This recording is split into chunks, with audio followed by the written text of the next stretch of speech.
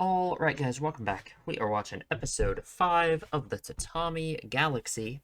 Last time we had a very strange episode, the whole proxy war stuff, a whole bunch of parts of it that I still feel like I don't really have a very good interpretation of, but you know what?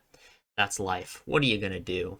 What are you gonna do? Eventually, I'm sure I'll have everything perfectly connected and I'll have it all down. So, I don't know. I'm excited for episode 5. I hope we're joining a new circle. That would be a nice change of pace, wouldn't it? That's never been done before. And I don't know. I guess we'll see what happens. So we're watching episode 5 of the Tatami Galaxy. You can line your own copy up with this if you want to. We are starting in 3, 2, 1. Hmm? What are we doing? Oh, it's so dark. Okay. It's true darkness, huh? Hmm.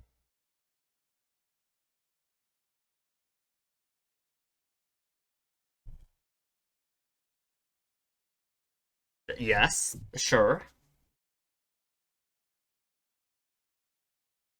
Okay, as a worker bee, interesting. Okay, okay. The idea of being a worker bee is interesting, right? That's kind of something that I feel like the idea of going to college is tied to. Hello? Okay. Um, what did Ozu do? Oh, he did nothing. Okay, my bad. What did he do? Hmm. Okay, nice. Just this time. Oh, just this time is probably him. Of course, of course. Okay, interesting. I feel like it's already, the idea of being a worker bee is I don't know. I feel like that connects with like what we've been talking about, you know?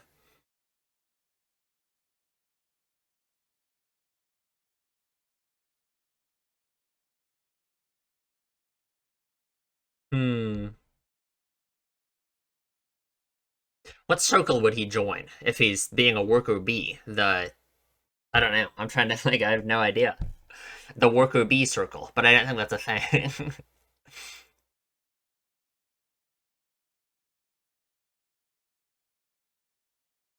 Hmm.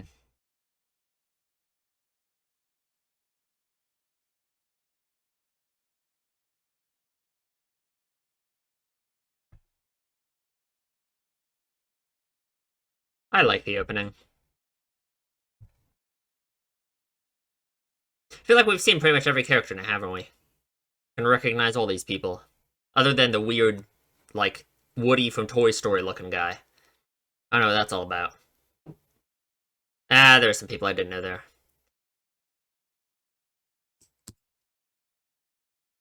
Let's go one day at a time.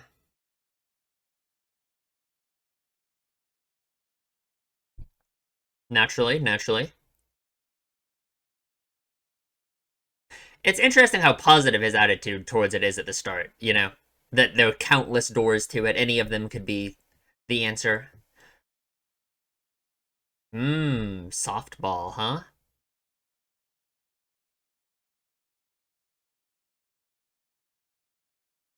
I don't. Maybe.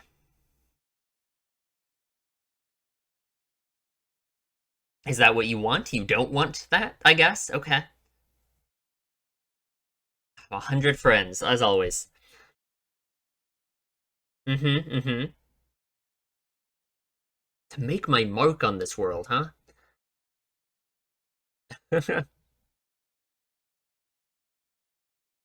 Of course, of course. No reason to decline.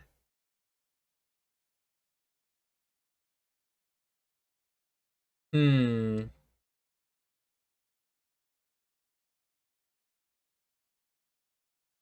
Alright, let's join up. The softball circle. I'm guessing his illusions are going to be shattered very abruptly. He's an idiot beyond all redemption. Sure, I'm not planning on it. I have like the bee things on the antenna. Mm-hmm. Is that merely an illusion, though? Or is it of his own making? Okay. Why? How do you even do that? Like, what are you doing? Mm-hmm.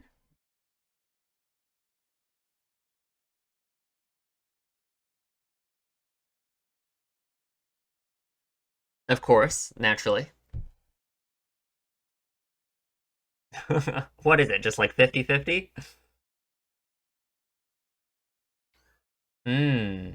Yeah, all the like the vacant smiles and the everyone's eyes are hidden. Mm-hmm. Mm-hmm.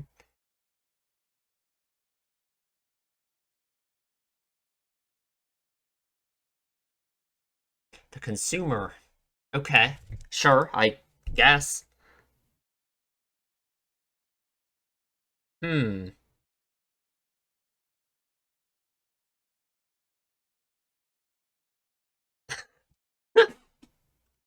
Okay.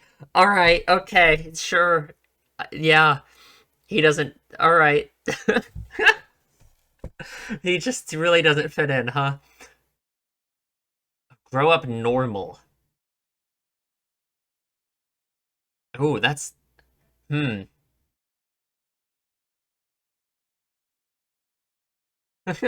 Okay.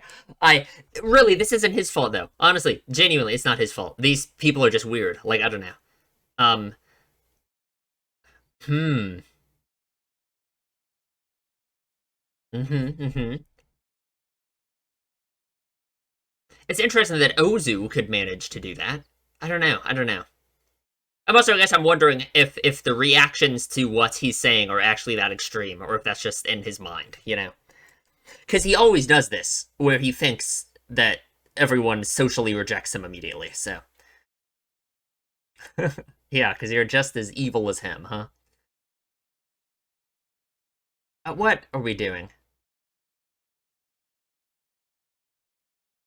I don't like these people.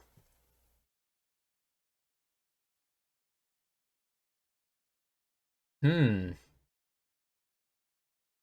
Like the Cuban Missile Crisis. Akashi? I don't think so. No? Okay. Is it the ideal raven haired maiden?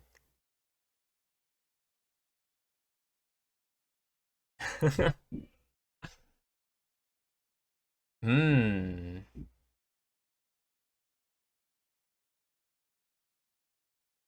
So what is the royal jelly? Is that? I mean, it seems like a cult around this royal jelly stuff. Like, what are we talking about?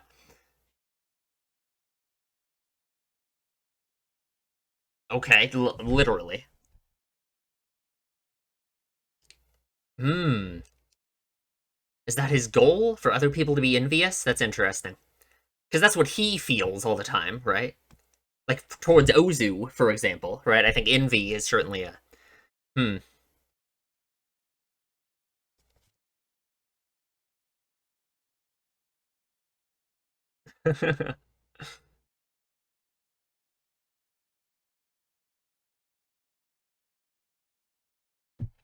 I would never underestimate you, Ozu. Okay. Is it like a recruiting strategy? Hmm. But she's useful because of how pretty she is, I guess.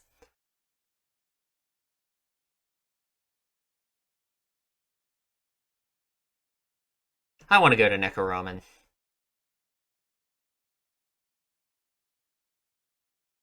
Okay. All right. So it's not a cult, it's an MLM. Awesome. Good. A good. Good. Good, good, good. Hmm.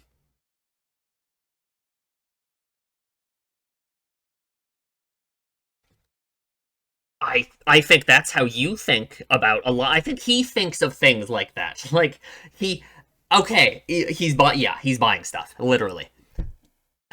Okay. Yes, that is what he thinks. Okay, sure.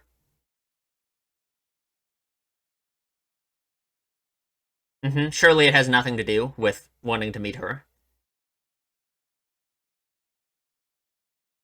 Oh, we're back to working all the time, huh?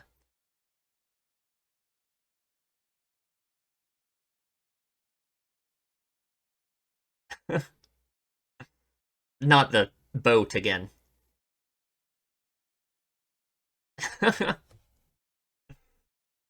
Oh, of course, naturally.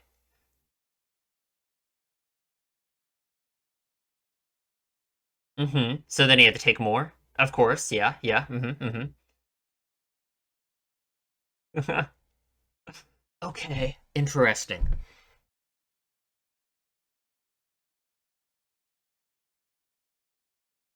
Is that okay? That's him. Good. Yeah, your dream's not coming true, huh?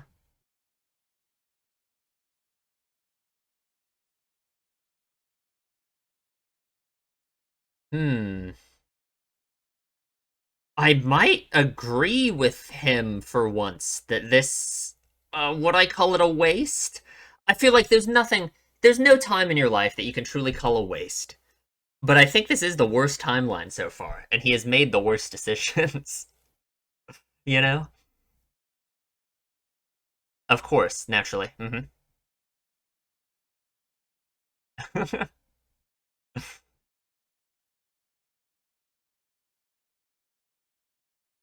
What is that sound? Oh, good.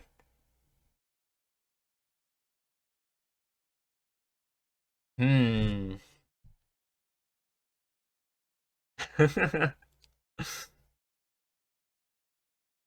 hmm. We see her again. So I'm trying to think. It's like, he's doing this crazy shit with this MLM cult. He wasn't even gonna walk up to her. She had to. Yeah, come on. Is he even gonna agree with that this time? Oh, he is gonna agree with it. Okay.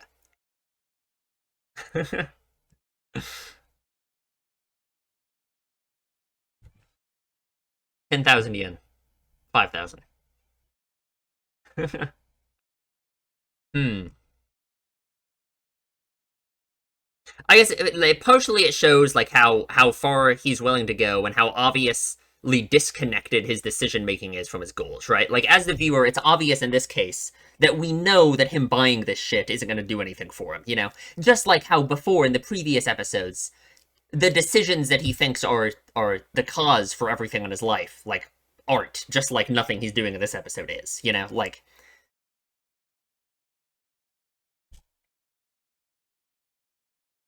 I that sounds scary. Is that a good thing? I guess. True. That doesn't look like land. This doesn't look good at all, actually.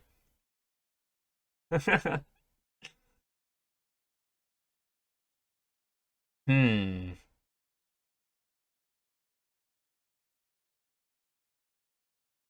Yeah, it's just evil capitalism. I don't know. That's just all it is. And it's like how he has been convinced that it's the path that he needs to take to reach happiness and his goals, right?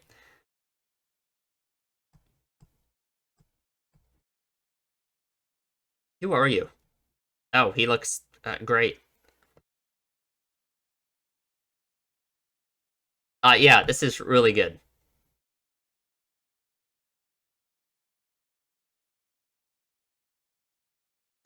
2012. Ooh, is that our arc? Oh, literally, it is.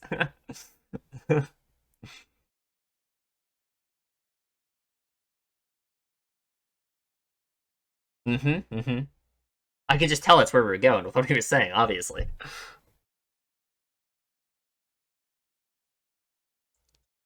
Only two? That's all we can fit on there? Oh yeah, how terrible, how awful.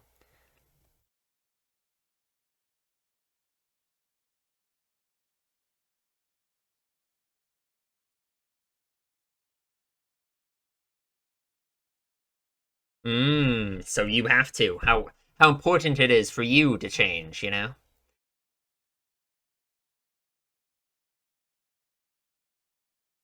God, it's just classic cult stuff, right? Like, man.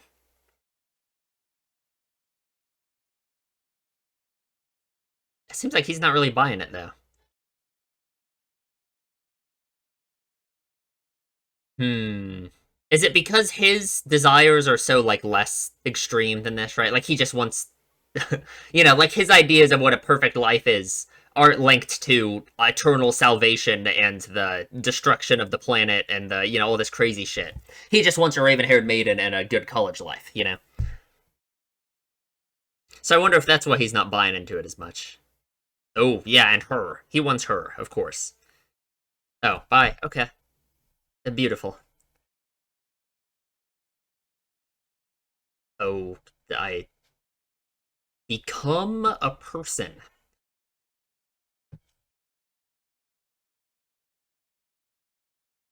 Okay. Oh, that is I okay. Very relevant. All of my friends are successful. That's not true.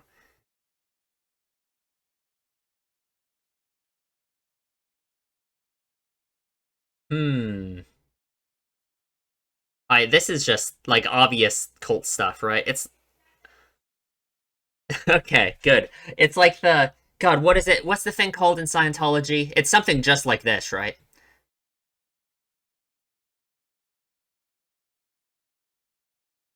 God, I'm forgetting what it's called. There's some kind of like process you go through in Scientology where it's just like this, where they make you say things like this. What, that's a bad thing? He's not participating, huh? Hmm. Like, obviously, there has to be a reason why he's so resistant to it.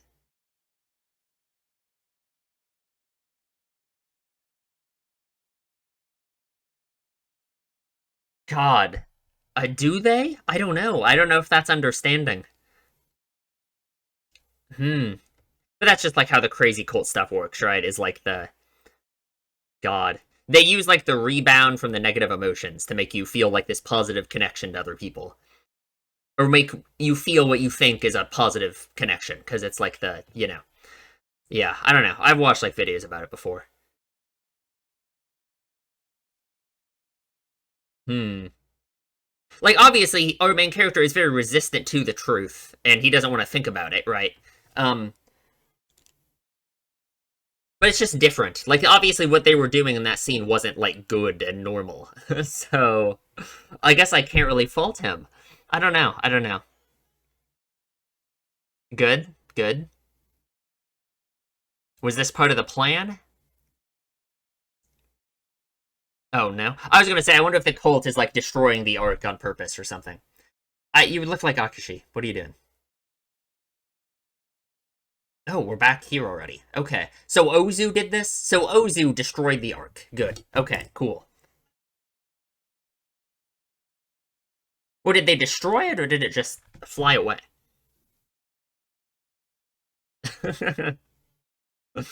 Oh, God. It's always Ozu, huh?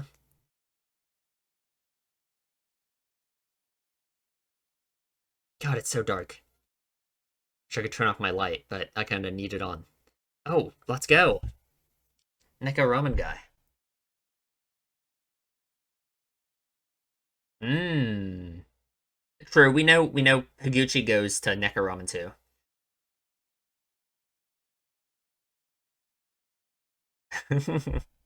Yourself? Not Akashi? Come on. Oh, God. That's a checkpoint.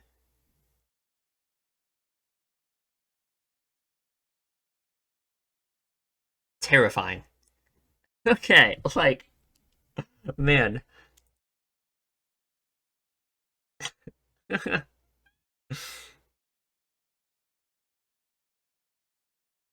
As if you aren't. Come on.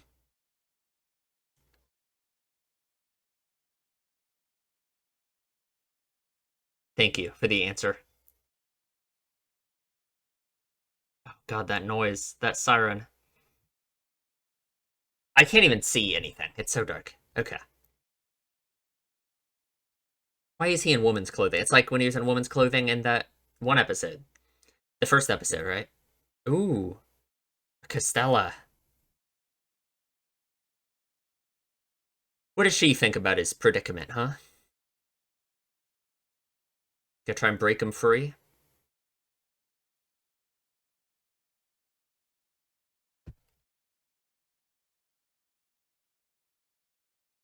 Oh, okay. Right, okay. So that is linked to the first episode. Okay. So that festival happened, and I guess in this timeline our main characters didn't participate? Because he was thrown into the river, so I mean, I'm just assuming it was that, right?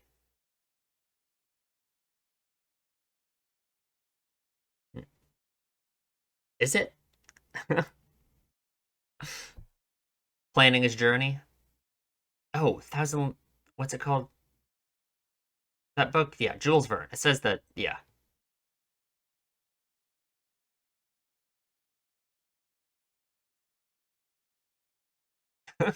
Would there be? If you say so.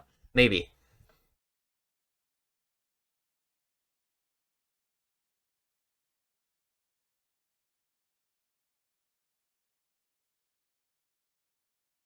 Hmm. Oh, what, huh? Okay. You with a beard? I don't believe it. Okay. What is that like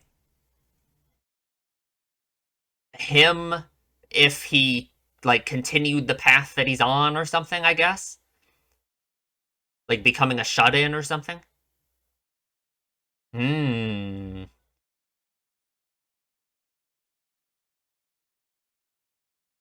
Oh man. That was a weird episode. That was a weird episode. Hmm.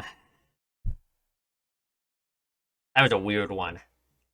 I mean, like, I feel like I have like some kind of more surface level stuff here to say about it. Again, I feel like there's stuff I'm not really picking up on fully.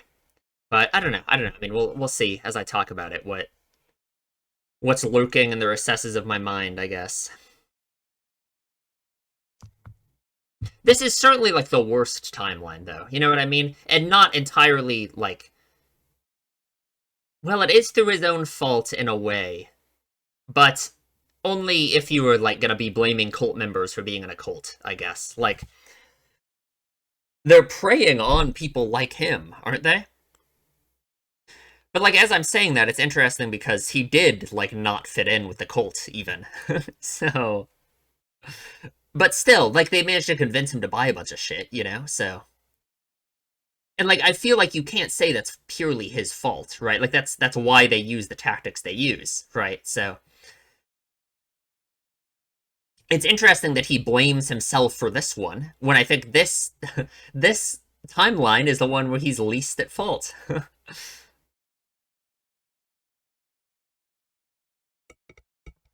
I think I definitely like the ending even more than the opening though.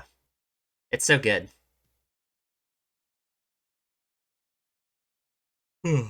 Okay.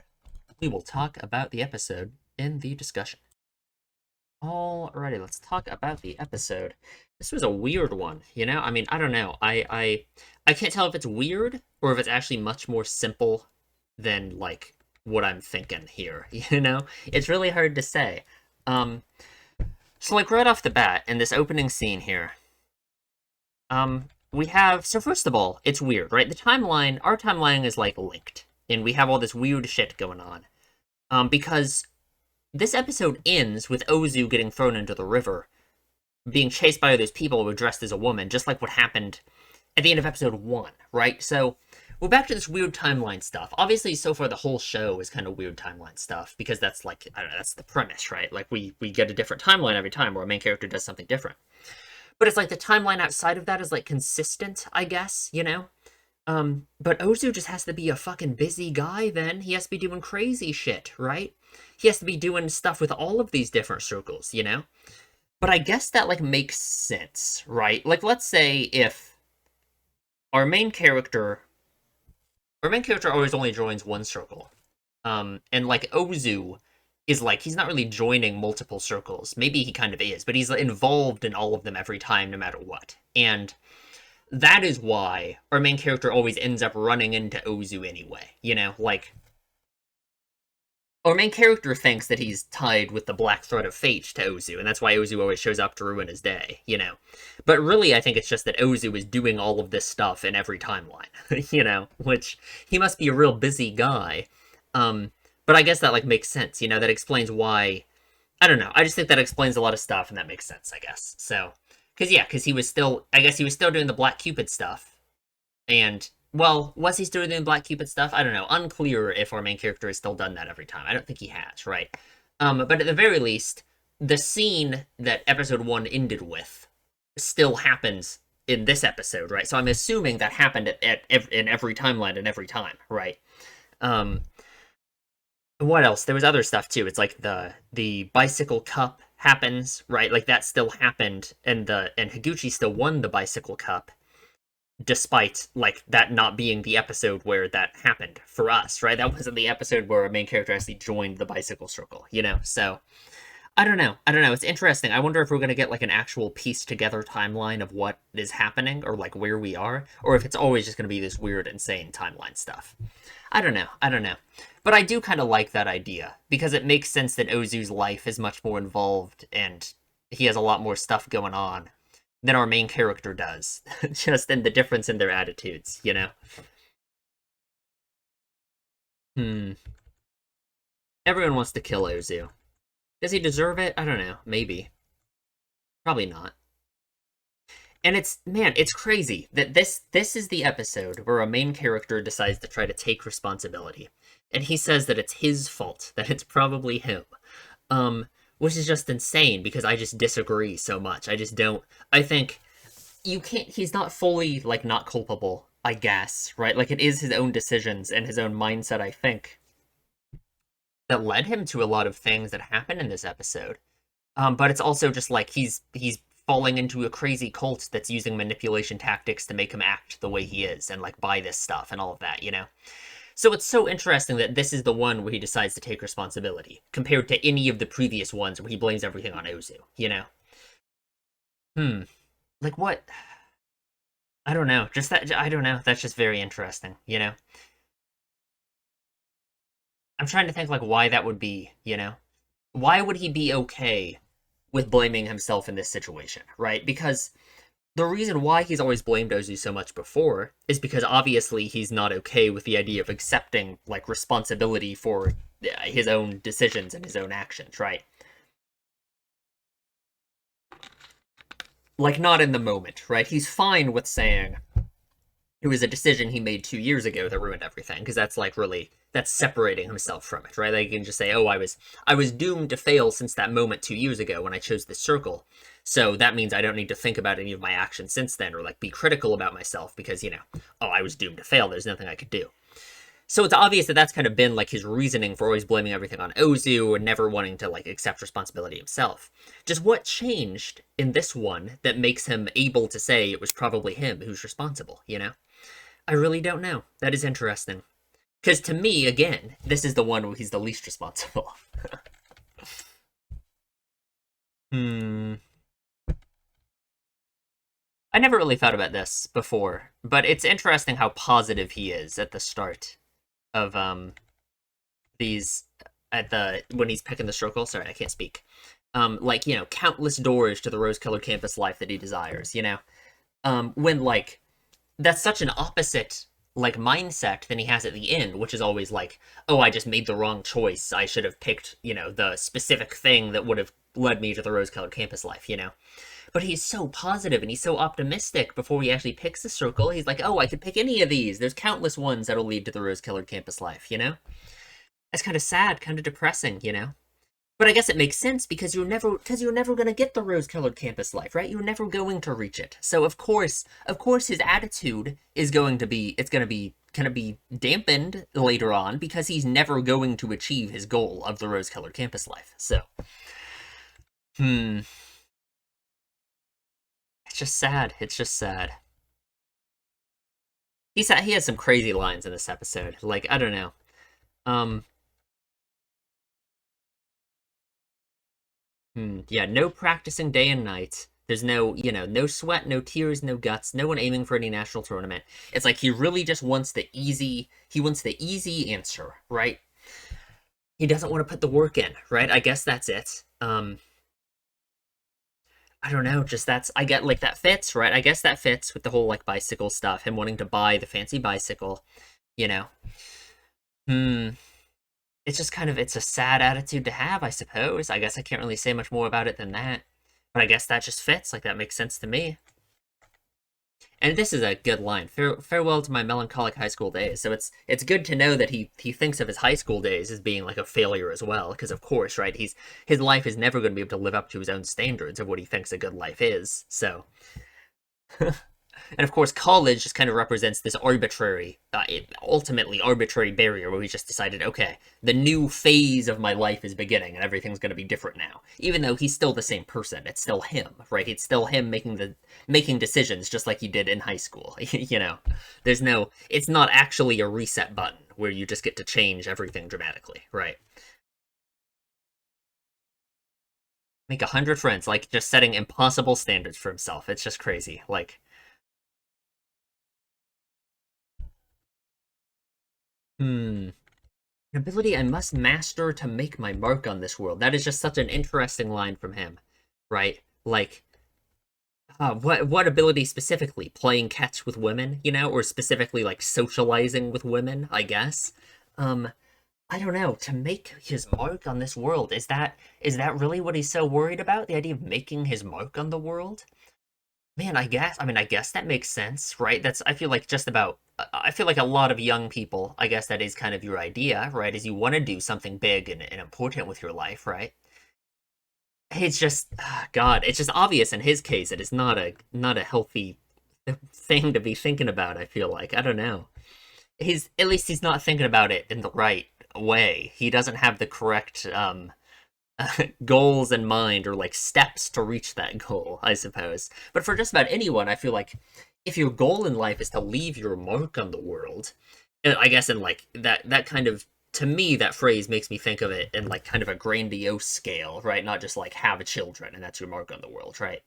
If it's like in a grandiose scale of like leaving a mark on the world, you know, that's man, that is a rough goal to ever have, right? That's you've really got to be prepared for failure because that is going to be the likely the likely option or the likely outcome. And our main character is the opposite of prepared for failure. So,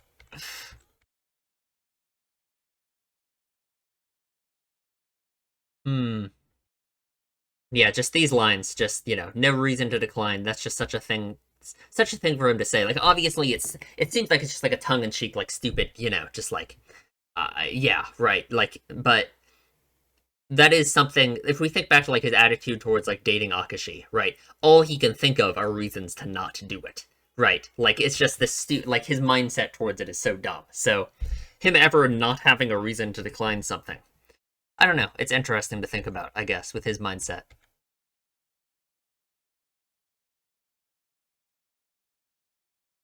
And we join the softball circle, which is actually a strange, like, it's like an outreach group to get you involved in a MLM cult thing.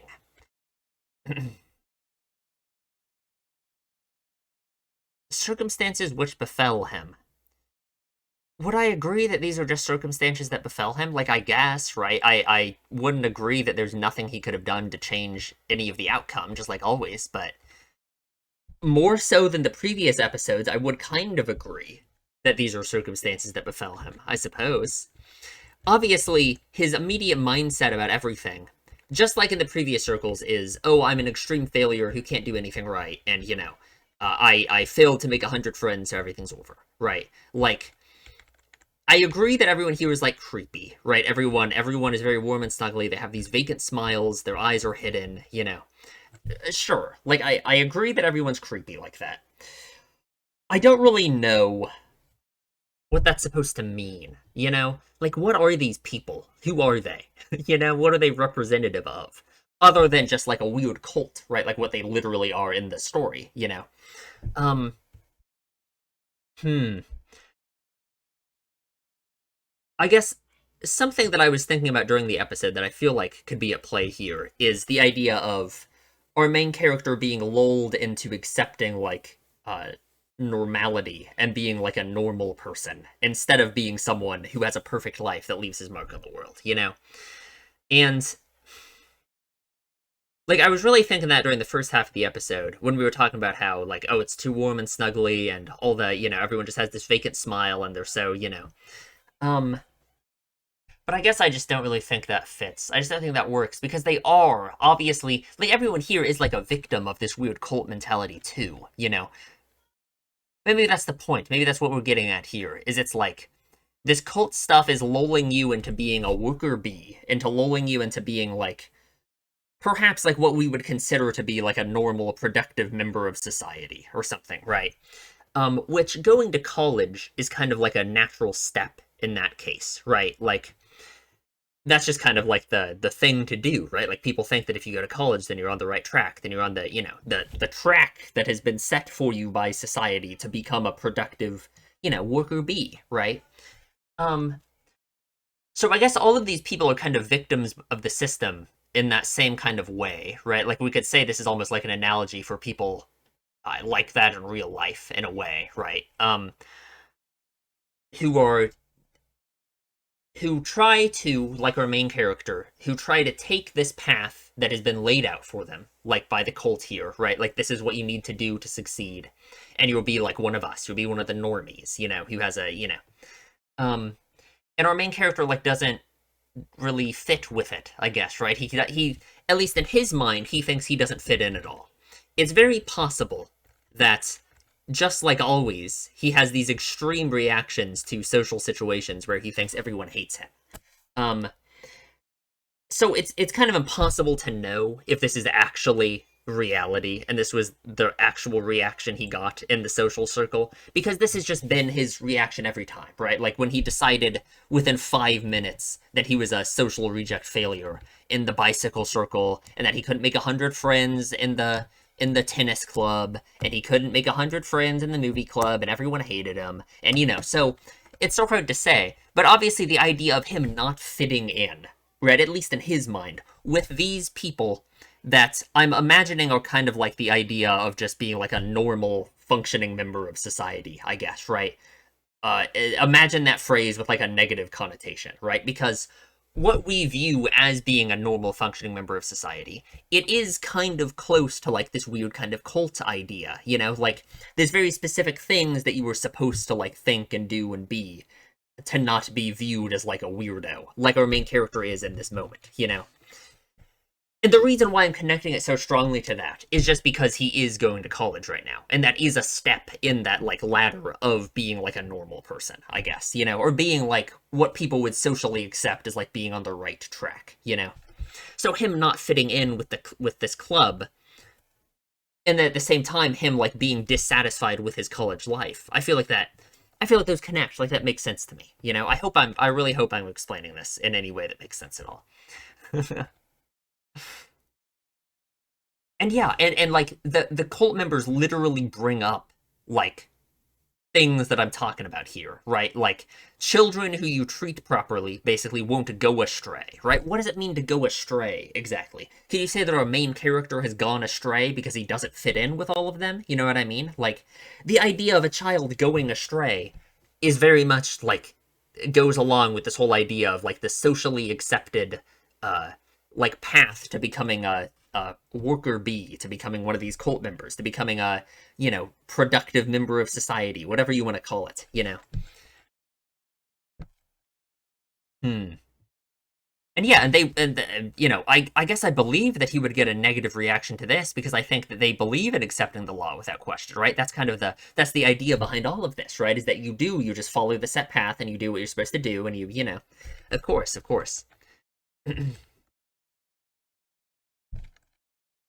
Hmm. And like the rejection that he gets, right? The everyone falls silent with kind smiles still plastered on their faces, right?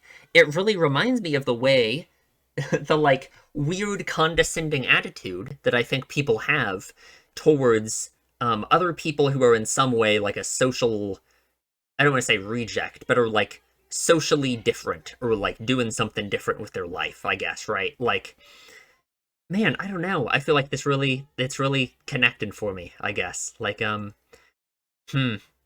I feel like it can really only be understood if you're someone who grew up or has lived in a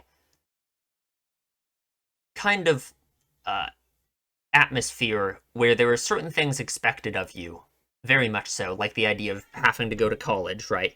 Having to leave your mark on the world like he wants to, and the reactions that you might receive when you don't want to do that, right?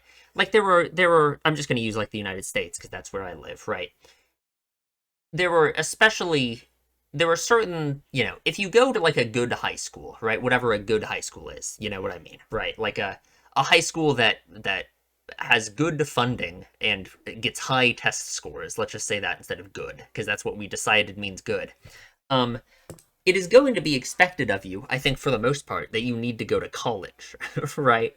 Um, and I think this kind of attitude towards someone who decides to break that idea, and not go to college or not do something that is expected of them because of their upbringing, or, just like they brought up before, the idea of a child going astray. This kind of attitude, this kind of like gentle, condescending, a kind smile to your face, but it's obvious what they're really thinking. That just makes so much sense to me. Like that really, man, that really just, oh God, like I feel that so much. Like I get that. Hmm. I guess who doesn't, because no, because the kind of the point of it is that no one lives up to whatever the ideal, steps that they're supposed to take are, right? Or very few people do. Like almost no one is actually going to live up to everything that everyone in their immediate vicinity is going to want from them. You know what I mean? And of course, Ozu is the other evil person, as as our main character says. So of course it must be, he must meet up with him, must hang out with him, obviously, because he must be evil too, because he doesn't fit in. What does he say there? A drowning man will even grasp at a straw. Of course, of course. It's everyone's fault for creating such a situation. And it's interesting that even these guys are trying to absolve him of responsibility. Oh, sorry. They're trying to absolve him of responsibility, and yet his attitude at the end is that it is his own fault. You know what I mean? That must be connected. And again, it's like he is thinking such crazy things like this line. Who could learn the art of pleasant sociability through such lukewarm interaction? I think that's just how, like, developing social skills work. You would need to have some lukewarm interactions. Like, I don't know. Like, that's just such a crazy thing to think.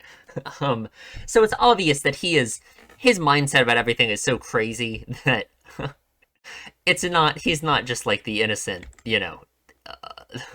innocent in terms of like it is still his own behavior and his own actions that do dictate his position in life by the end of these 2 years, just like anything else. But I don't know. I don't know.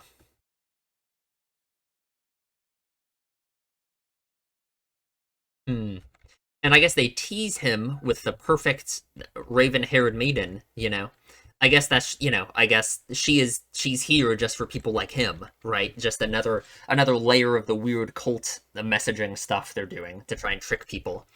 And even more so, it's like I'm saying, like, um, it really fits with the whole idea of the cult being like an analogy for like the social steps you're supposed to take to succeed in life, right? Because the idea of becoming a successful person in other avenues of life, and that will lead you to being with a raven-haired maiden, finding your soulmate, finding someone who's, finding a person like this, right? That very much is a thing in our society, right? Like people think that if you get a job making $1 million a year, then you're gonna find the love of your life, or find someone who's highly desirable to you at least, right?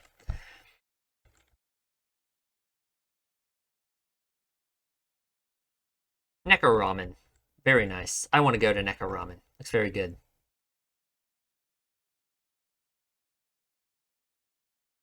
Hmm. I just thought, I literally just thought like this. Okay, there's no way that what's her name, Kohinata, something like that. It was way back there. I don't know if I'll be able to find it. Yeah, Kohinata. There's no way that she is Ozu, right? There's just no, it's impossible, right? There's no way. I'm just saying, we haven't seen her face. We know Ozu likes to cross-dress, and we know that she, like, never says anything. She appears very briefly. There's no way that she's just Ozu, right? That would be insane. That would be crazy. That would be a multi-episode thing. It just can't be right. There's no way it's Ozu. But Ozu has been in several disguises, so I'm just saying he's been playing the double agent. He's been disguised. I don't know. And yeah, I don't know. He's climbing the ladder. He's climbing the social rungs, right? Of course, for a second he acts like it's stupid and then he rejects it, but then he goes along with it anyway. Because of course that's just what he thinks. Like this is what he thinks about like everything, right? Like he literally had thoughts like this about. This is like his entire thing, right? The idea of getting a raven-haired maiden in the first place, and that being like such a key part of his rose-colored campus life. Like this is literally just what he thinks. So of course he goes along with it. I don't know. The royal jelly is weird. It's just some kind of, I don't know. I wonder what they're putting in it. And he just spends all of his time and all of his money doing it because I guess it's just a new thing that he has been convinced is what he needs to buy and what he needs to do to like succeed, I guess, right? I feel like there has to be more to it than that, like what you could say it's representative of. But I feel like I just got nothing. Like I don't know. It's obviously just like a futile effort, right? And he goes so far into it with nothing to show. With nothing to show for it, like it's not like he's making any progress the more and more he buys. So it's interesting that he stays trapped in it for so long. Hmm. I feel like you can think of some capitalism analogies with it, being stuck in the rat race, being a worker bee. Yeah, but he's not getting what he wants, not obtaining happiness. I wanted to obtain happiness quickly, more than health, the environment, or world order. Of course, right? Because I think I think that is normal, right? I think most people put their own happiness over the well-being of society at large. Like, even though that sounds like a bad thing to say, I think that's just true, right? Not that most people even know what is going to make them happy, right? Like, that's the problem, is most people don't know what the effective way to chase your own happiness is, right? Like, I think almost no one does. So I think that's what causes a lot of those issues he's talking about here: health, the environment, and world order. Hmm.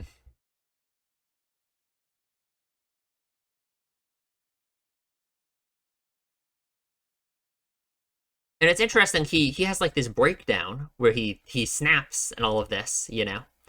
Um, but I guess I don't know. Is it the fortune teller? Does the fortune teller somehow convince him that he should like what the opportunity that she talks about? He's stupid, right? Our main character is stupid slash pretending to not know what she's talking about. So I just wonder if in his mind, if this is the opportunity, right? Like that'd be so stupid, right? That he thinks the invitation he gets is the opportunity. Probably, right? He probably convinces himself of that. And that's why, even after having that crazy, oh, I give up, I'm done with all of this, he goes along with it and he goes to the National Assembly. Maybe. Well, they all have to wear blinds to come out here. They aren't allowed to see where they're going.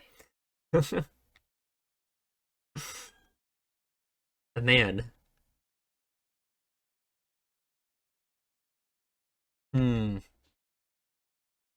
And yeah, it's just capitalism. That's all they're just running a company, right? Like that's all it is. Like it's just the more like look at this. It's just I don't know. It's just very clear. Like it's nothing. I kind of doubt they're achieving any of the good goals that they're saying that they want to. They're just running a business. That's all it is, right? But I guess like yeah, of course that makes sense. Like that's kind of a normal thing for businesses to do is to um probably not as extreme as the examples in this episode, right? This blatantly cult-like behavior, but I think that's still, um, it makes sense to me. That's all I'm gonna say. This guy is great, I guess. I really feel like, just like the reason why our main character doesn't buy all of this, or he just doesn't care about this arc and the end of humanity and all of this shit, is just like what he just said earlier about how he cares about his own happiness more than all of this, you know? Like, he's just not here for all this, you know? He just doesn't care. He just wants his raven-haired maiden. He just wants his rose-colored campy's life. He just wants happiness. So, I guess it makes sense why he doesn't buy into it that much, right? Hmm. And I guess, like, you could say in a sense that that shows, like, selfishness on his part. But I don't know, does it? Maybe. I don't know. I don't know. Like, hmm. Because I guess it's obvious that no one here is actually doing anything for the greater good, right? Like, this is all a scam, right? It's not real. There isn't... they're not actually doing any of this for the greater good at all. And our main character, it's not like he's rejecting it because of that. He doesn't know that they're doing it for the greater good. He just values his own happiness more than that. So, I guess I just don't know what to think about it. I don't know, it's interesting. I feel like my interpretation of viewing, you know, these people as just being, like, normal people, whatever that's supposed to mean. You know what I mean? Like, being normies. I feel like it kind of falls apart a little bit at this point. I don't really know how I could connect it, but I hope this hasn't been completely unintelligible, and I hope you understand, like, what I'm getting at with this. And she's gone. That's all he gets. And then we do this crazy shit, which is like the Scientology thing. I forget what it's called. But I watched a video about this, about, like, in Scientology, they do this weird shit to they make you, like, relive all of your trauma and, like, feel these horrible negative emotions, just like happens here. And then once those emotions go away and you stop feeling them, you're convinced that that feeling you're now feeling is like, you know, oh, it's great connectedness with the ones around me, you know? And they use like that downswing from these horrible negative emotions, or I guess upswing rather, back to, like, not feeling that anymore. To tell you that, like, oh, you know, you feel so good now, you know? So it's, you know, yeah, we all understand each other. It's all great. You know, we're working together towards happiness. Like, that's what this has to be based off of, like, for real. It's, like, literally, like, the same. So, God, and I guess he's so scared of expressing any of this. And again, it's not because he understands what's going on here, right? It's not that he understands this is a crazy cult that he shouldn't be involved in. It's just because he's actually genuinely scared of expressing any of those emotions, I guess, you know? Because, of course, it would bring him closer to admitting any of the things that he doesn't want to think or admit about himself and his own actions, right? Hmm. And yeah, I guess the arc just has been hijacked. Except it wasn't Ozu, because Ozu's on the ground running away. So I don't know. I don't know. And I can't tell, did the arc, like, crash? Because, like, we get this giant red flash. That's what confuses me. Did the arc, like, explode? Or did it just escape somewhere? I don't know. I neither here nor there. We might just never see it again. So who knows? And we're running around with Ozu in the pitch black darkness. They want to kill him, of course, of course. He destroyed their arc. I'm trying to think, like, what you could say the arc is, like, representative of. You know what I mean? Like, it being, like, this salvation from, I don't know. It's above my pay grade. I couldn't tell you. It's too much for me. It's too much for me. And yeah, we get linked back up to episode 1 with this whole Ozu dressing up like the woman again. He's gonna get thrown into the river by, I guess, these people. These were the people who were, like, chasing him and were so mad at him at the end of episode 1, right? I don't know. I guess Akashi brings him a Castella. I really wonder what they think about his situation, you know? Because I really think Akashi and the Master have, like, his best interest at heart, you know? Like, hmm.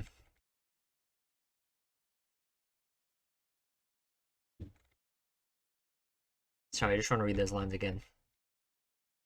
And he leaves him this book, which is that Jules Verne book. What's it called again? 1,000 Leagues Under the Sea or something? 20,000 Leagues Under the Sea. 20,000 Leagues Under the Sea. I wonder, it has to be relevant, right? I don't know what it's about. Unfortunately, I've never read it. Something about a sea monster. Couldn't tell you. Obviously, it has to be relevant to like what happened in this episode, right? Sadly, I've never read it, so I don't get the I don't get the reference. Unfortunately, I wish I did. I wish I did. Hmm.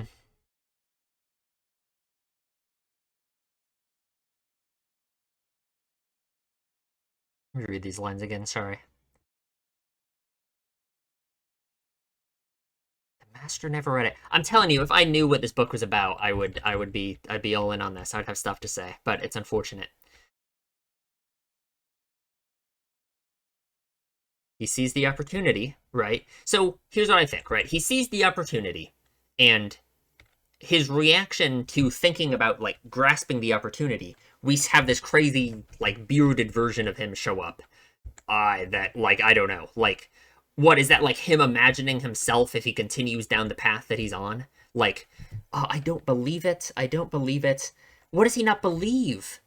It'd be really scary if it were true. What, that he's wasting his time? That he's, like, is this a rejection of the idea that he's letting opportunity slip him by, right? Like, maybe that version of him, with the beard and all of that, is the version of him that you could imagine him ending up as if he continues to let opportunity slip him by, which he kind of is, right? But also, like, in his mind, the idea of letting opportunity slip him by is, like, terrifying. He doesn't want to do that, you know? So, like, the reason he thought of this right now, after thinking about the opportunity right there that the Moshigamon represents, is he doesn't want to reach out and grasp it because it's been like a year. It's been so long. He doesn't want to admit now that he should have grasped this opportunity before. So he's just going to reject it fully, right? It'd be really scary, right? Because it's like the idea of there being opportunities that he could grasp and that he could change, right? But he would rather reject that outright so he doesn't have to think about it, you know? Sure, that's my interpretation of it. Hmm. Would he be happier mixing in with them? I don't know. For some people, maybe. But it's a rough life, probably. And that's the end of the episode. It was a good one. Yet again, rough to understand. I actually don't know. I don't know. I don't know if I did a good job at all. Who knows? Who knows? It was a good episode, though. I enjoyed it, if that counts for anything. So, I feel like this discussion was really me rambling about a lot of stuff that I don't know if is anything, but that's okay. So, I don't know. I hope you enjoyed. Leave a comment. Tell me what you think. Subscribe if you aren't subscribed for some reason. And I will see you in the next one.